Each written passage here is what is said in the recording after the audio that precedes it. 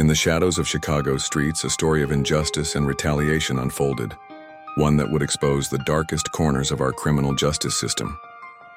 This is the story of Daryl Cannon.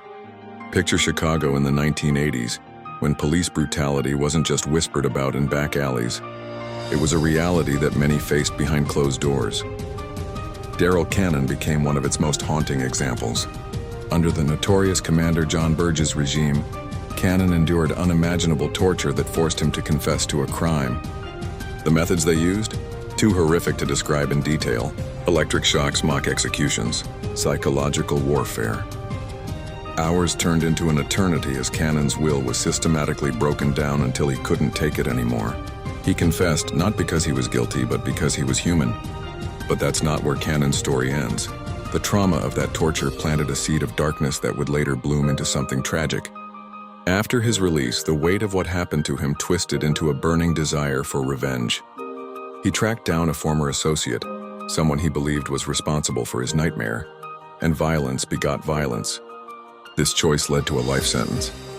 The system that had wronged him now had him exactly where they wanted him all along. The cruel irony wasn't lost on anyone. A man tortured by those meant to protect and serve, driven to become the very thing they accused him of being. Years passed behind bars, but Cannon's case became part of a larger exposure of systematic police torture in Chicago. The Burge torture cases shocked the city's conscience, forcing it to confront its demons. Eventually, Cannon was released, but the scars, both physical and psychological, remain.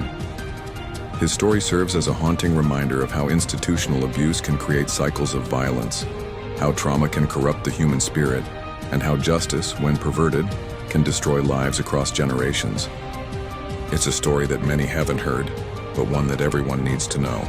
Because in the end, Daryl Cannon's tale isn't just about one man's tragedy. It's about a broken system, the price of revenge, and the long, painful road to healing that we, as a society, still walk today.